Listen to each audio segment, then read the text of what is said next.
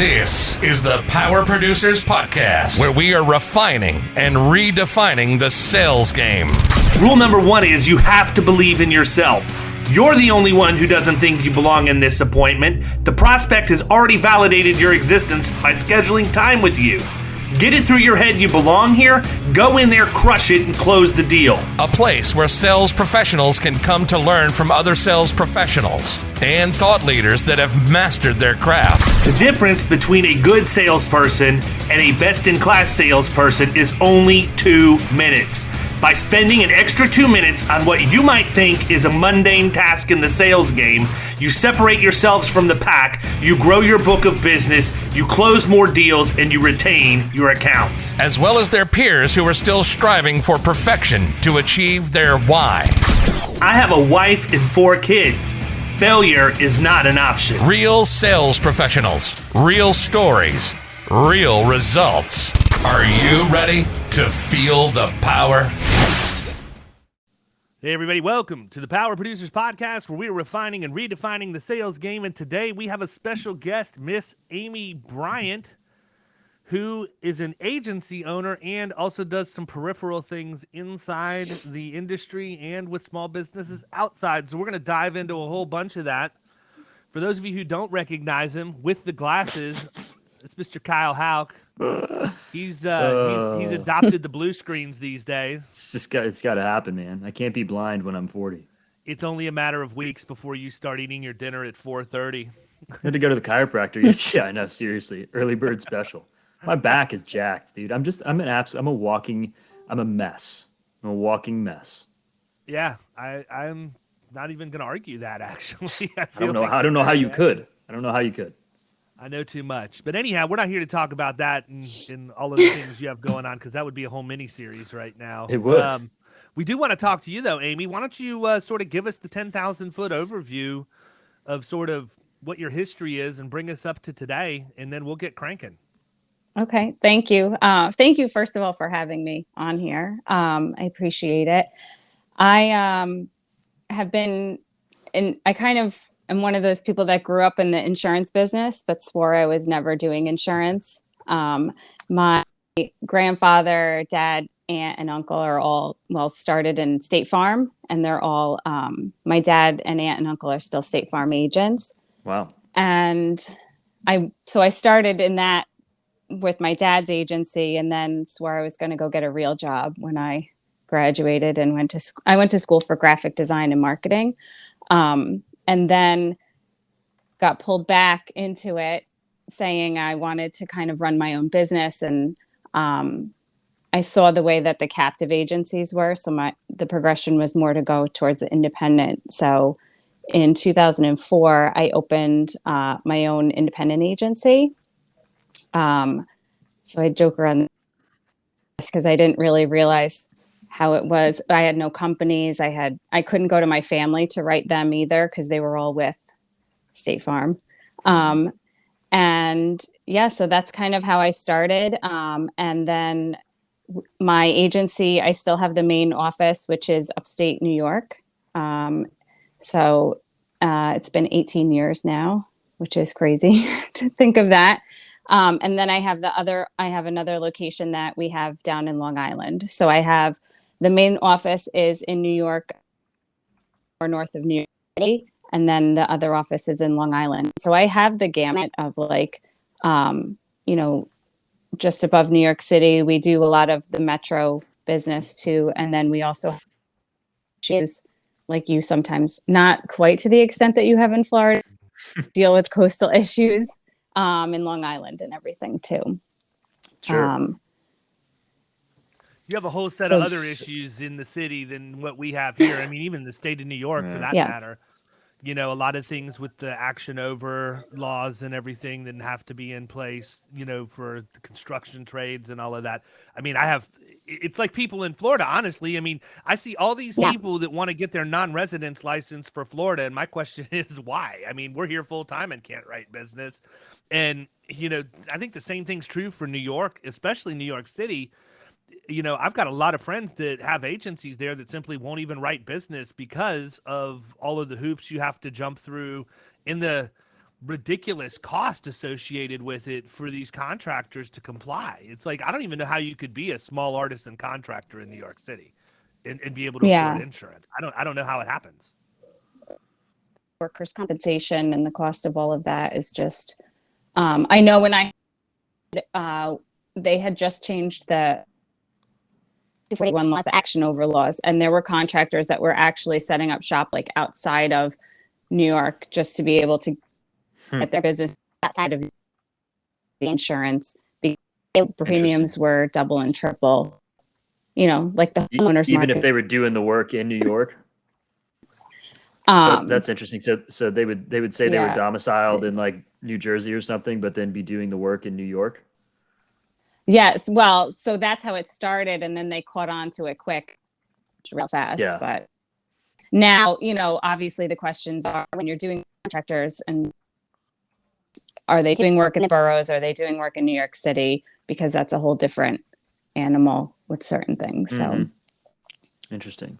So obviously, I mean, when we were talking offline, you said that you focus on the commercial mainly, but State Farm is decidedly not commercial. So talk a little bit about that transition and how that happened. Like in 2004 when you opened up. Well, decidedly not commercial here, but I listened to somebody I posted in one of the online forums last week, and somebody told me that State Farm, Kyle, you're not even going to believe this. This was about a 50 location.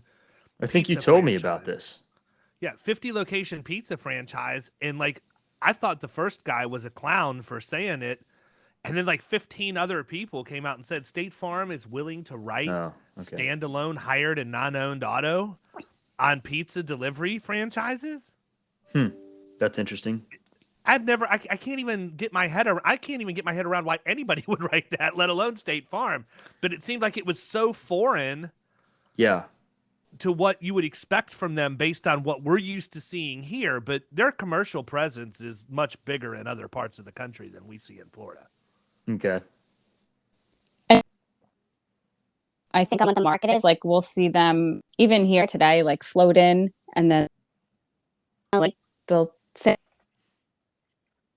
and then they'll not want to write it in a couple, in a year or two, because they've written so much, right? They're at capacity with certain things, and it's not, that's good for them and everything, and obviously the client, but they can't do everything. Started, I think my dad was the one who had said to me, you should look at side because there's more options. Because I would be in his office and see people starting in 2004. It was like everybody was starting their own business, right? It was where we were. It was, I'm going to start a business for kids' parties. Or for me, it was good. I got good at writing all of the weird stuff that nobody wanted to do, because I had relationships with not just my family, the individual who was starting their own business would then go to their say, can you do this business? And they would say no, but here, help you. It wasn't niching myself out. I was just kind of getting really good at writing all the weird stuff that nobody else at the time. And but then obviously I needed to have so I didn't have the carriers, but I was writing through certain wholesalers like Chenango brokers, wholesalers that were local, and then ended up going out and getting the markets. And I got the personalized markets, but then I also got the other commercial markets as well. So.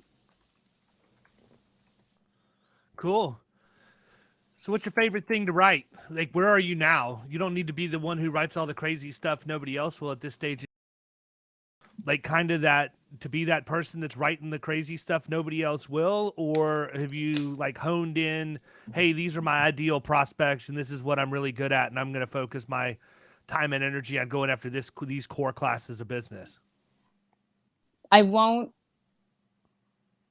shy away from it. Like, I know I've seen your boot camp, Dave, where you're like, go stick with what you know, but I won't necessarily not shy away from the random stuff if it's something that I can do and that I can help someone with. If it's outside of my wheelhouse, I'm not going to do it.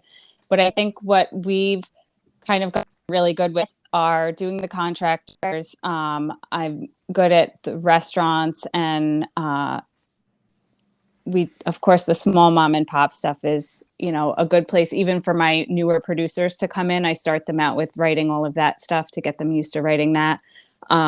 Larger commercial auto and different things like that are kind of where we stick to. A lot of contractors, though, definitely, even the small artisan guys, we do a lot of that. Do you find that it's a little bit different for each office? You've got the one in Upstate, and then you've got one in Long Island. Obviously, those are two kind of totally different areas. So is it different for each office, or is it kind of the same? It's different with how we can write them because certain commercial markets down on Long Island won't let us deal with the contractors are different. But I think the part of the reason why we did more of the contractors is because you're not dealing with the property as much, because some of the guidelines here are like a mile from the coast or 2 miles from the coast, and then it has to be like a masonry non-combustible building or something like that in order to be able to write it. So depending on the market, it can get a little difficult down on Long Island. How wide is Long Island? I don't even know. I'm not from here originally, so it's not more than long. like well, it's long, it's long. But like wide. I mean, I'm just thinking the reason I know that is because I flew into JFK one time and had to get across there to get somewhere. Well, it'd be dumb as hell if a place named Long Island wasn't long. Like, that's ridiculous. No, like it'll take you like 7.3. It'll take you a good few hours to get across from like the beginning of Long Island to the end of top to bottom.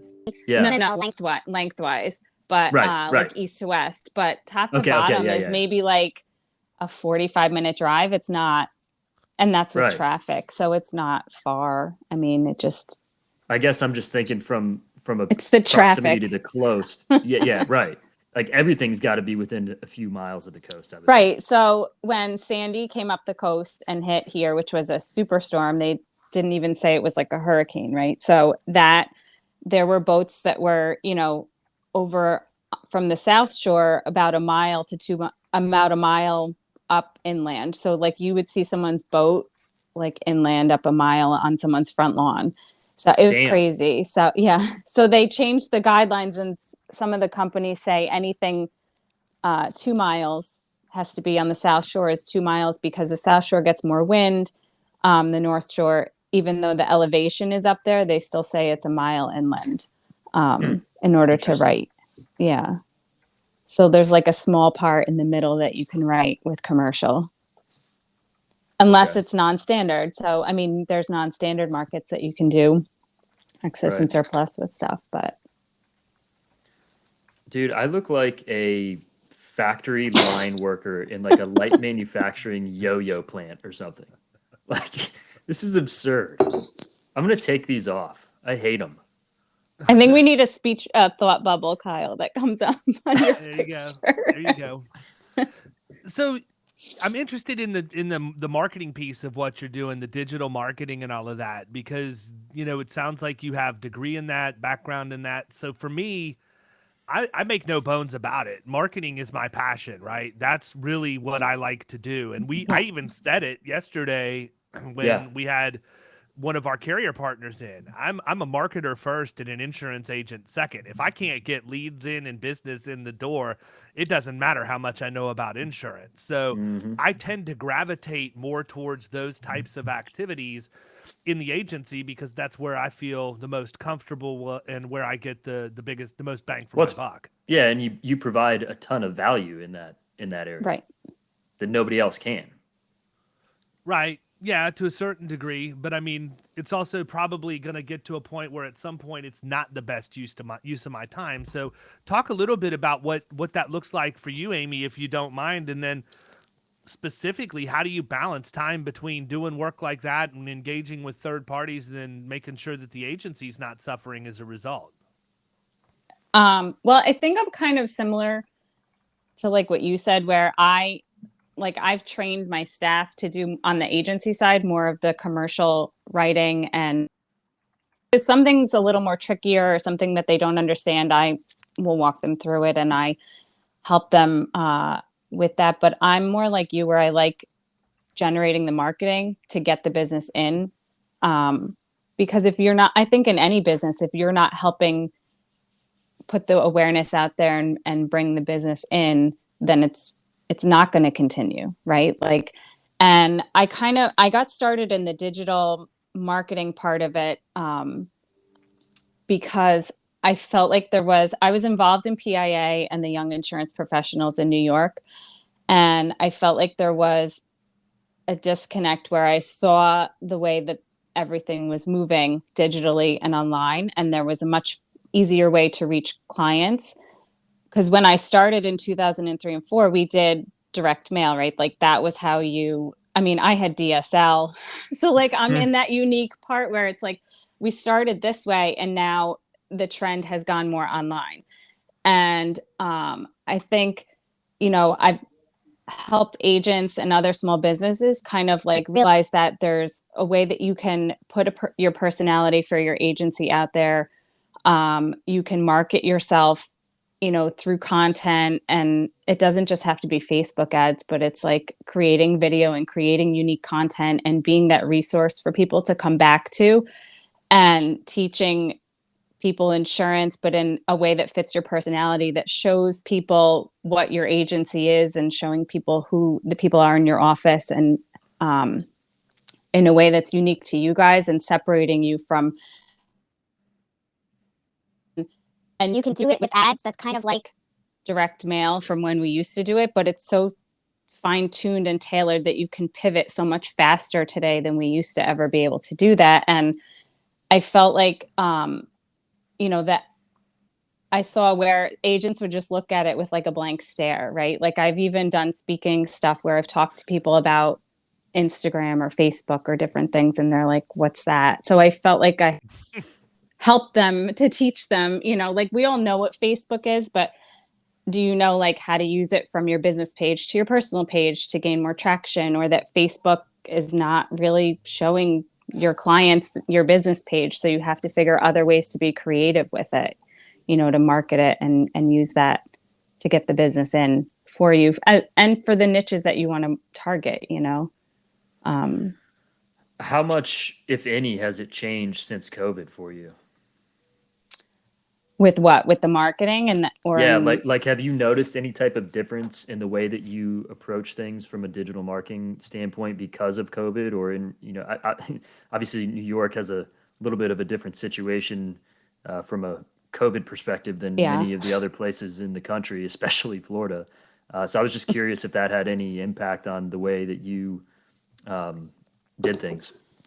I think, well, for me, like my business and the way that agency, because I've had the two locations, like from very early on, even years before COVID, I did things as like nimbly and as digitally online as I could. Right. So for me, I haven't had as much of an impact. Like my dad's agency was not. Right. So I know when COVID hit with him, I kind of had to show them how everyone, because we were all working from home for like, I don't know, 6 months or so. Mm-hmm. My office staff were always in contact with each other and doing video chats and stuff like that on a regular basis. So that wasn't anything different.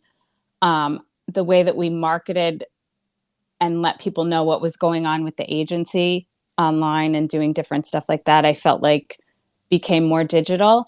And I was even showing other agents and businesses, small businesses too, locally, how do you get online? Like even the mom and pop restaurants, like certain clients of ours, I know we would have conversations with, because obviously there's no business interruption coverage with COVID, right? So that was like, okay, if I could, and they were mad and they were frustrated, but so I felt like at least I could help them troubleshoot and pivot and provide some sort of resource, right? Well, if you can't get this, how can you pivot so that you can get the sales or do what you need to do to be able to get back into business as quickly as possible? So you're limiting the amount of downtime that you have and you're not out of business, right? Like, because it's more of a survival mode, and how do you pivot? Right. And doing things digitally and being online and figuring out how to do all of that stuff, they had to do it very quickly. And I had a skill that I could teach them how to do that, even if I couldn't give them the coverage,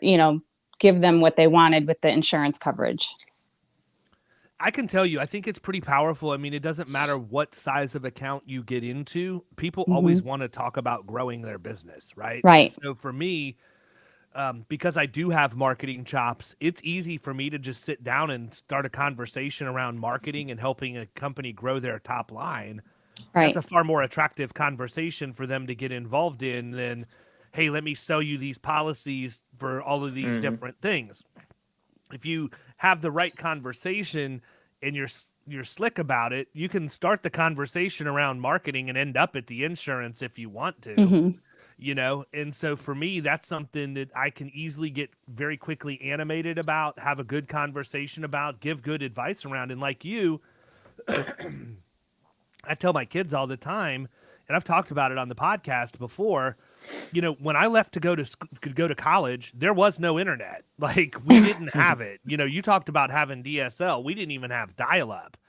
I remember when Prodigy and Netscape and AOL and all of that first started coming on to the scene. And by the time I was done with my freshman year, I do think that we had email available to us. And we might be able to get out to an external site if you knew how to, navigate that.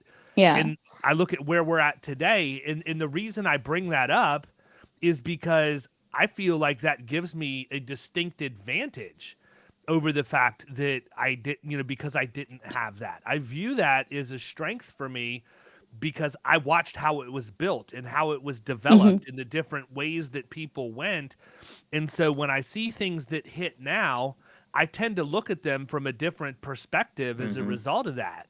We're dealing with an issue in Florida that is not, it's not new, but it's the worst that it's been in a while. And that's with our property insurance and our, homeowners and all of that stuff. And we had a really good relationship with St. John's, who now has gone belly up. They're financially insolvent. The state's taken them over, and they've assigned that book of business to a new startup company called Slide Insurance. But and so let's stop there for a second. The grumbling around all of that has been, oh, this is nobody who they've not proven themselves. Another insurtech. They're going to cut the agent out of the middle and do this and do that.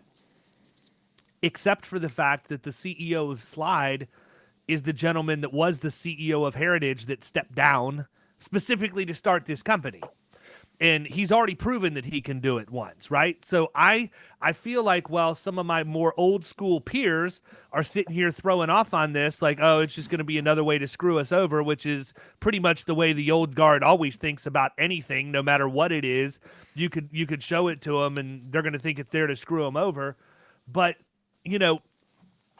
I look at it as this guy's already built a company that's been successful in the exact arena, in the exact state, for that matter. And if they've put some sort of an insurtech component to that, I honestly feel like it only makes them more powerful, way more so than if they were just operating the way that Heritage operates. And not that there's anything wrong with that. Probably my favorite of our homeowners carriers to deal with in terms of pricing and ease of use for their user interface on the quoting side. Yeah, it's not bad. And all of that. So I'm rooting for them. We don't need carriers to go belly up, and we certainly don't need new carriers, coming in and failing. We need this to work. And as I feel like that only happens if we get the agent community on board to make sure of that. But I think that it opens your mind a little bit when you've watched how technology has grown and developed over the years, and you're not as quick to dismiss some of the new trends and things that we see as a result of that. That's just my perspective on it and how I've typically looked at this stuff. And that's why I don't get too riled up when I see a new, like a Swift or somebody like that come in. The track record has been everybody comes in and thinks that you can use artificial intelligence to underwrite in Florida, and they set their rates artificially low. And then they either have to jack them, which we're seeing right now, or they're not, they're going to actually work out. So I just think we need to be more open-minded to some of this technology, because it's one of the reasons why the insurance industry lags so far behind so many other industries, is because, you know, there's an aging workforce out there that still makes up a substantial amount. And go ahead, Amy. Sorry. Well, look at Kyle's glasses. That's a whole new tech thing that we never had to use. He probably thought he was getting the Google glasses. I'm gonna step on these as soon as we're done with this. But I love them. But I think it's funny because I think it's a combination. Both like how we were and how we are today. And that's where the most successful people will be. Like, some people think they can develop these elaborate Facebook ads to, you know, lead this customer down this path to where they can book a calendar and purchase the insurance, and the client never has to speak to a human being. And I think there's something still to be said about us speaking as advisors and helping people who like really care about protecting their families or protecting their businesses the right way. And so I think it's a combination of both.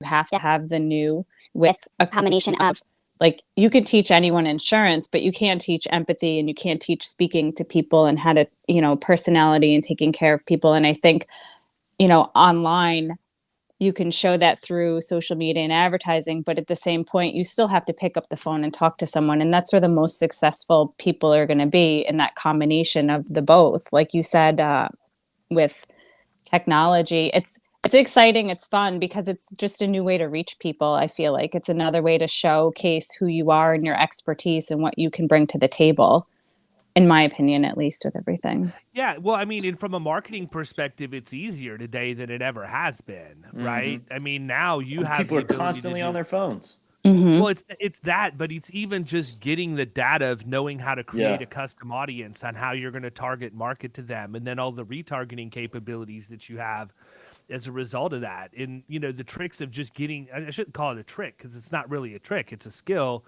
But putting something out and getting that level of engagement to where you can, you know, see, okay, maybe this person clicked, but they're not really ready to commit yet. So now I can put them into a different hopper and serve them different ads to sort of nurture that relationship. Look, Facebook is genius for that. I don't care what anybody says.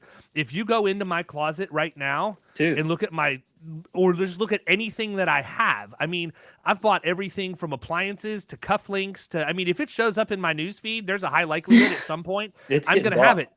Hey, look, here's the world's biggest success story for target marketing is Tecovas boots, right? Tecovas Western boots. I'm a big fan of cowboy boots. I specifically like cowboy boots that have exotic skin. Yeah, I want snake skin, you know, alligator, caiman crocodile. Dude, I will tell you though, when I was a kid, I had these sick snake skin boots that I would not take off. I went to sleep with them. Like I would refuse to go to bed without taking, like, my mom would try to take them off. That was not happening. I wore cowboy boots only for like 2 years of my life. They never came off my feet. So I can get behind that. So where I was with that is, first time they had an ad, I'm like, let's see if these are as cheap as what they say they are. Boom, click on it. Pricing seems about right. And I just flirted with them for a little bit, probably, you know, a couple weeks, whatever else. The next thing you know, I'm like, you know what? I think I'm going to get a new pair of boots because this is a good price. I now have like 16 pair. Okay. So every time there's a new drop, every time there's a new, you know, version that, you know, new skin that comes out, whatever else, and they've built their community right. So now I'm an insider. I get text messages the day before it's released to the public. I'm in their private Facebook group, and I'm just throwing them money like they're the greatest thing ever, right? But they did it right because they have data and they know how to get people engaged.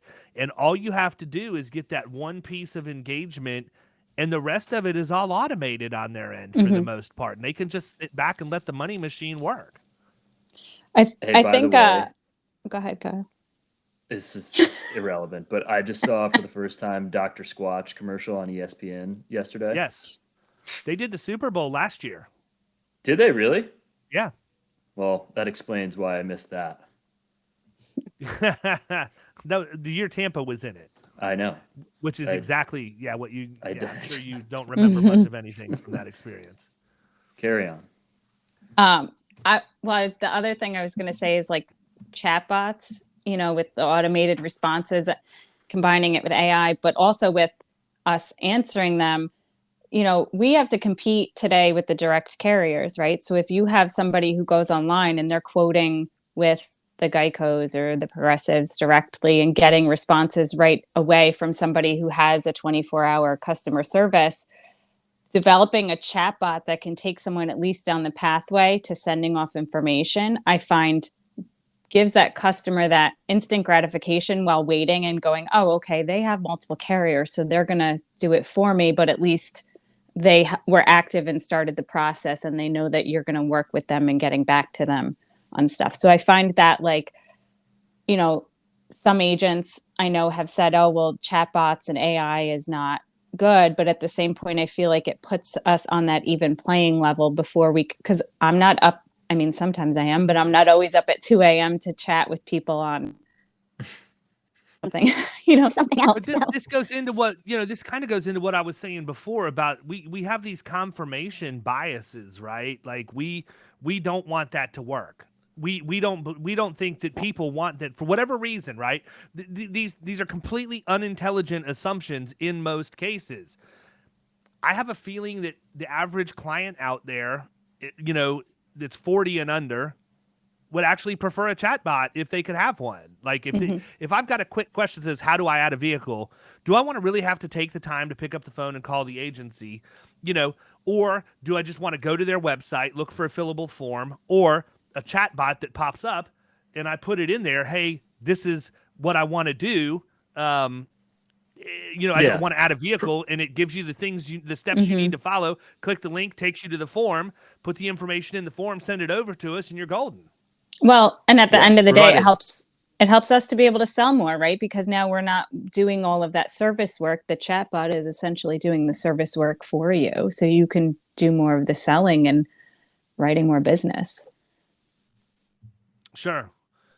I mean, and that to me is where, there's a defining line, because you have to be willing to adopt that kind of technology. And look, let's also be honest. There's some really bad chatbots out there. That's what I was going to say. I was going to say, provided the chatbot works. Yeah, your chatbot is only as good as the knowledge base behind it, right? So, most people probably have never integrated this with their own website before, understand how it works. But basically, if you build a chatbot right in its rawest form, it's essentially automating the FAQ section of your website. Yes.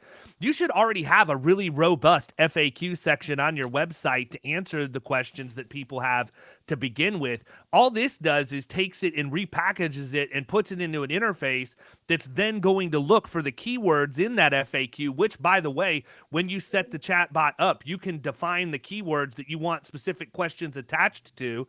And then it populates so that when somebody puts in auto change, boom, you might get 3 different results. One for, how do I add a vehicle to my policy? How do I delete a vehicle? How do I change autos on a commercial policy or whatever else? But, you have to have all of that stuff done right. So I feel like a lot of the times that people have these opinions about this stuff not working, it's because they haven't really created clarity and definition around how they would answer those questions if they didn't have a chatbot, right? The chatbot's not the animal there.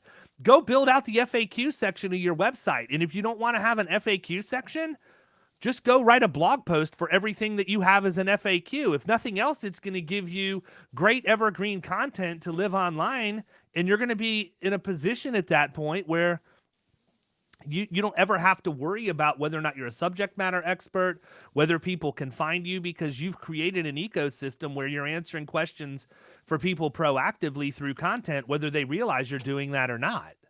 And you don't have to do it. Like if you have staff, I'm sure you can ask your staff, what are the top 5 questions that you get asked what are the questions you get asked the most? And those are the questions that then you answer. And that's how you start your, involve them in it too, because it'll help them and take some of the pressure off of them.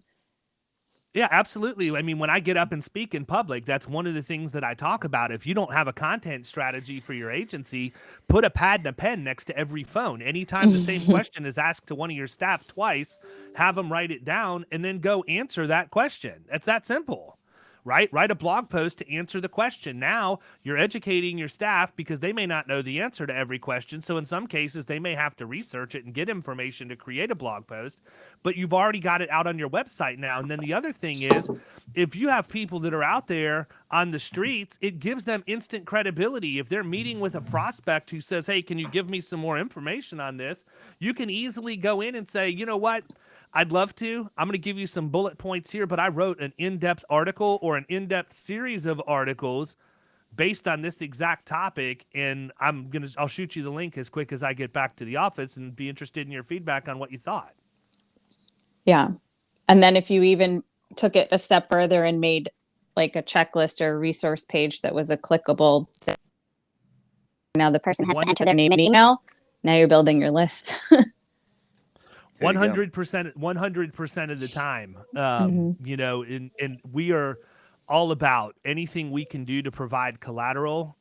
We have the ability to use HubSpot to do lead scoring for us. So that's awesome. Anything we can get them to click on or download or whatever only improves the lead profile of that prospect inside of the CRM. So we know where to spend our time and where not to spend our time. And so, you know, there's just so many things you can do. I think that one of the places where agencies fall short is, let's face it, we all have tons of content at our fingertips right now, right? So we just do a really bad job of repurposing that. Yeah. If I wanted to go and do a webinar for an hour on how to cut costs in your workers' comp program, which by the way, I did, and it lives on my website as an exit intent, so that if people want to sign up to go watch the webinar on demand, they can go do that. But I also could take that same webinar and put it into Adobe Premiere and chop it up into like 25 or 30 different, you know, 2 to 3 minute video clips that I can then link back to the original place for them to sign up and watch the whole thing, and then push it out to all my social channels where I'm getting people to click based on the soundbite that they've listened to go back and listen to the whole thing. And now I've got them in my ecosystem. You know, so many times I think we get so concerned with closing the deal that we don't realize that really all you have to do is get them into your ecosystem, get them into your CRM. If you've built that out right, you've got the drip campaigns that are going to nurture that lead. You've got the other places they're going to go to or be suggested to go to on your website. I mean, I use Advisor Evolved for our website. Chris does an awesome job for us. I will never leave him. But if I ever were to leave him, I could go to HubSpot and take it even a step further. And depending on where you're visiting my site from in the country, based on your IP address, my website is going to render a completely different version than if you're here. So if you're in Tampa and you go to Florida Risk Partners, you're going to get one version. If you're out in Idaho and you go to Florida Risk Partners, that landing page is going to populate with a combination of geographically specific information to your IP address and also other articles around similar topics that you have viewed when you've been on my page in the past. It's going to suggest all of that, pop it onto the landing page that you get to, and it's a tailored experience for people based on how they consume your content. You know, a lot of people, it's a roadblock for them just to create the content or start that process. It's a much larger roadblock for them to understand and know what to do with it after they've created it and how to measure it and make sure that it's being effective. And then going back and fine tuning it if it's not performing well. You know, at this point, I don't know of any WordPress site that I've seen that hasn't had the Yoast plugin for SEO on the back of it. I'm not going to debate the merits of whether or not Yoast is the best SEO plugin or not, but I will debate the fact that it's extremely easy to use. It's red, yellow, and green, and all you have to do is know your keywords and make them all green. Make everything green in there, and you should have a reasonably optimized post at that point. But people don't take the time to do that. They're just so worried about slapping the content up. It's like, why? That's like hiring a salesperson and then not training them, right? It's not training them how to open doors. You have to be able to do those things. Or, and like you said, you're the marketer and I like the marketing too. If you're not a marketer, I think as an agent, a lot of times they think it's like getting a train started, right? It's like, where do I start? How do I do this? And it seems so overwhelming, especially for agents that have been in the business for longer. It's like the younger agents, like even my kids today, they don't know anything besides video chat, right? Like, so when they're older, that's all to them, that's normal. I think for like us and people that are older that have, been in the business for a longer time, knowing where to start right now seems like they're so far behind and so overwhelmed with it. But you don't have to do that. I feel like you can work with people or outsource it, Yep. 100%. I would agree with that. Or call you Dave. Yeah, don't do that. He's busy enough. Don't do that. But I mean, I know what I know, and I'm certainly not like I'm not an amateur, but I'm also not a master. I mean, I'm a big believer in if it's not something that you know or that you're passionate about and want to do it as a hobby, you just need to outsource it, right? Yeah. The reason I'm into the marketing stuff is because it's honestly more like a hobby for me. I like tinkering with it. I like watching what works and what doesn't work. And so for me, that's something that when the kids are in bed at night and we're laying there, in bed or sitting in the living room watching TV on our laptops, I'm going to sit and play around and do that kind of stuff. I don't view that as work. I relax when I do that in a sick and twisted way. But if it's things like if I wanted to get really hardcore about SEO, I'm not gonna take the time to learn that. I'm not gonna learn for a couple of reasons. Number one, because it's gonna change by the time I've had the chance to learn it. Yeah. There's gonna be a new update and everything else. So think of how fast it's changed, even from like, it's like the time frame of how fast it's changing now is shrinking in comparison to like where it started, even from like when I started my agency, and then, like even where you started, David, and stuff, it's just changed so much faster, and it's only going to get faster. And I think that's why sometimes it does seem overwhelming to people, because it is constantly changing. Even Facebook today with their new things about privacy and like their new with Meta,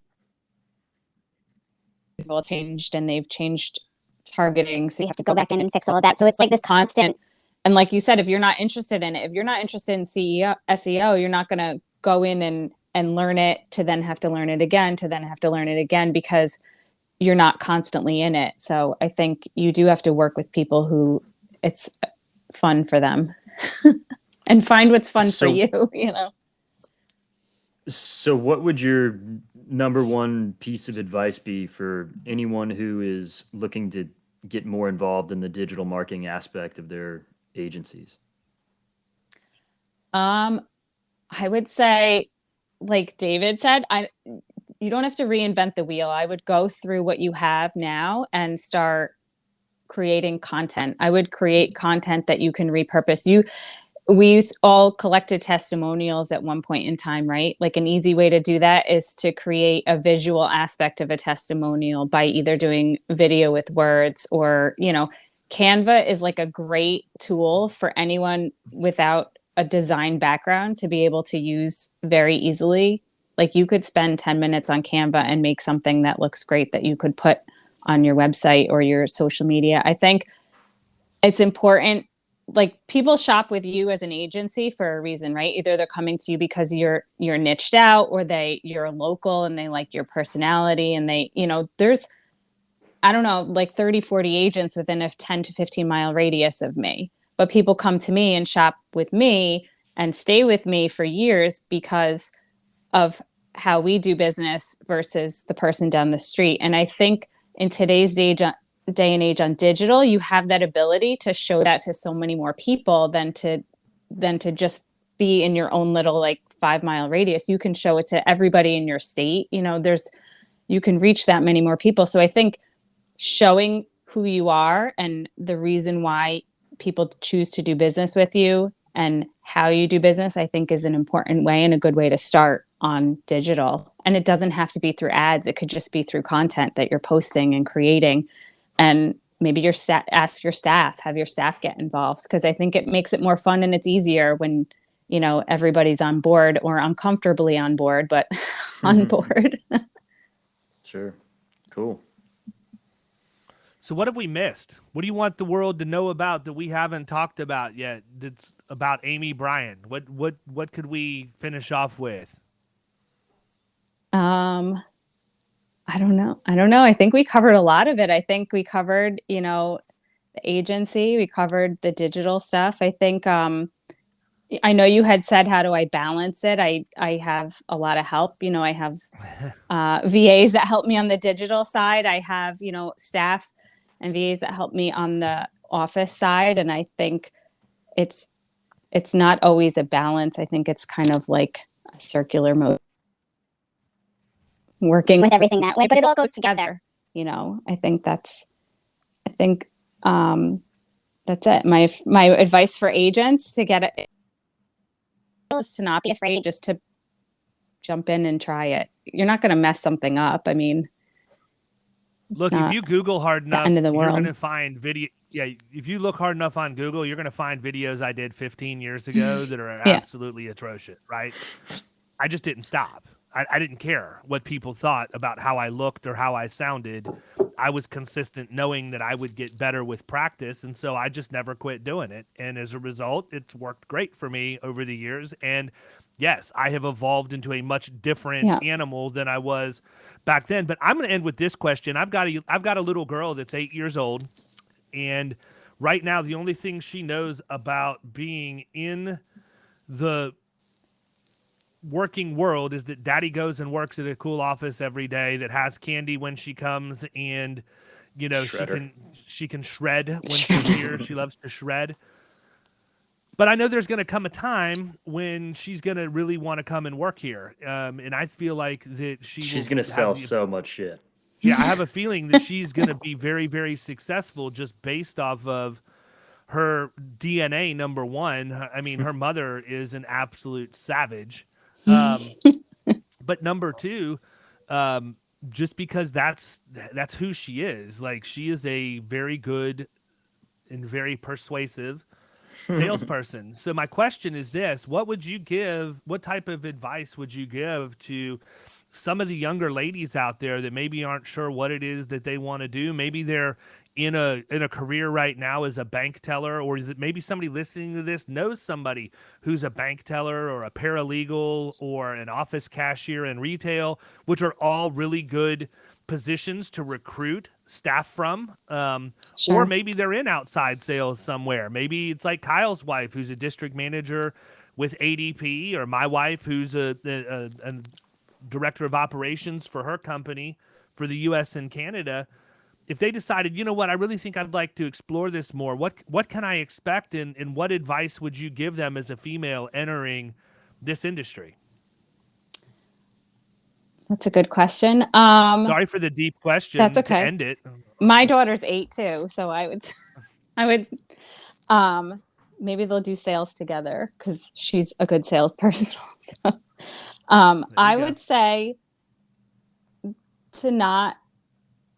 it's not easy, but nothing that's ever worth it is easy, right? So I would say, don't compare someone's middle or end of their story to your beginning story either. So don't be afraid and go, oh, well, you're here and I could never do that, because I didn't start there either, right? Like, I started asking a million questions, and I always asked questions. I guess that's the other thing, is I never pretended like I knew something that I didn't know.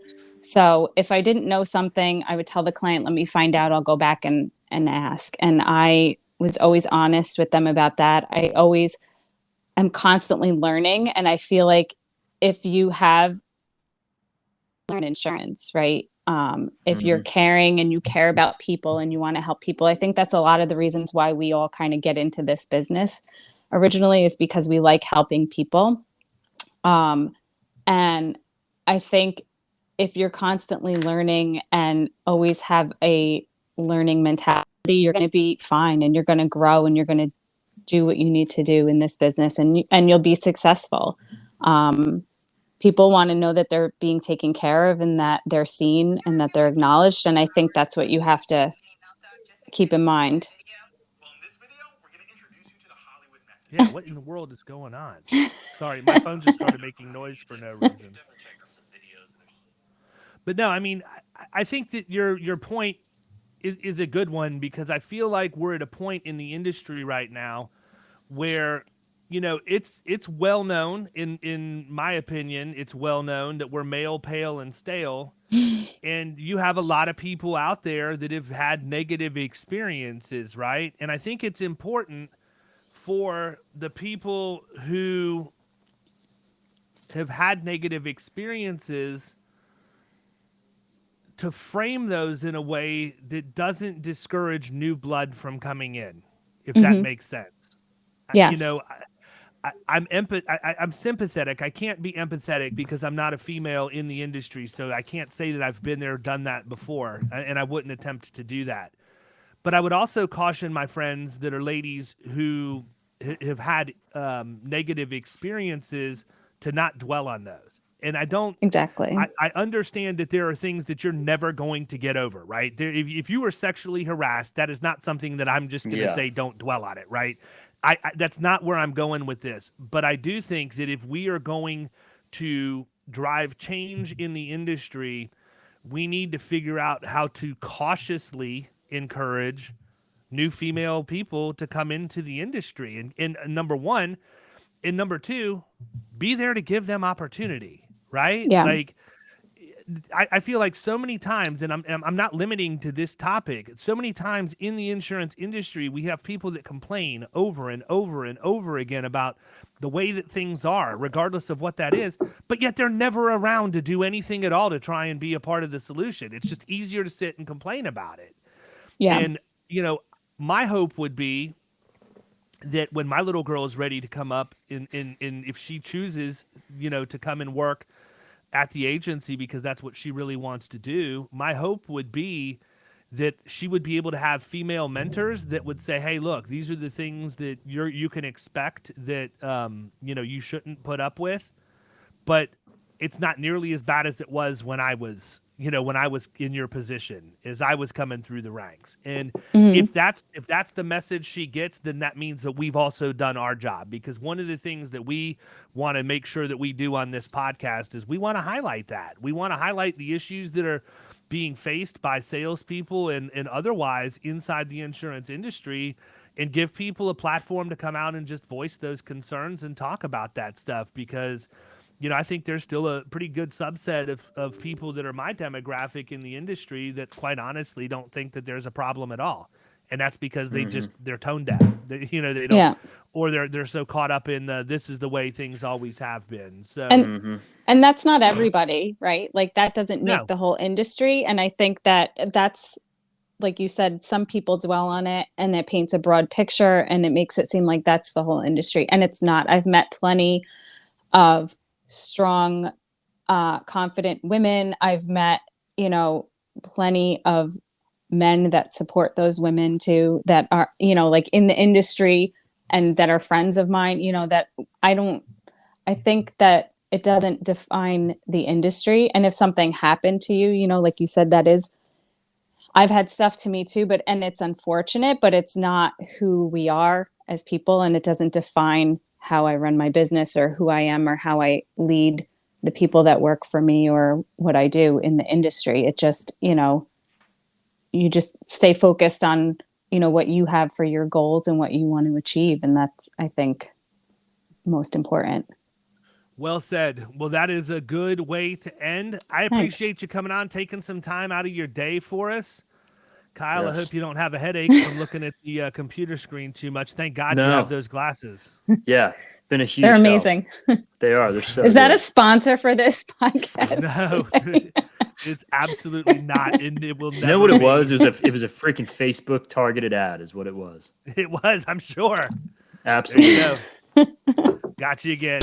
You can follow Killing Commercial Insurance on Facebook and YouTube. And if you want to take your game to the next level, check out our book, The Extra 2 Minutes, and our website,